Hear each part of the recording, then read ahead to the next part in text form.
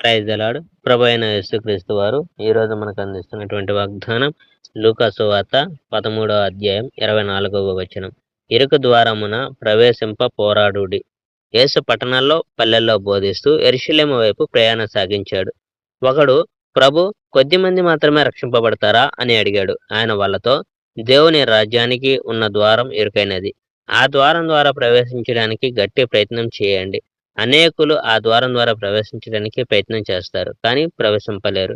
ఇంటి యజమాని లేచి తలుపులకు తాళం వేస్తాడు. మీరు బయట నిలబడి తలుపు తడుతూ, అయ్యా, మా కోసం తలుపు తెరవండి అని వేడుకుంటారు. కానీ ఆయన మీరెవరో, ఏ ఊరి నుంచి వచ్చారో నాకు తెలియదు అని సమాధానం చెప్తాడు. అప్పుడు మీరు, మీతో కలిసి తిన్నాము, మీరు మా వీధుల్లో బోధించారు అని అంటారు.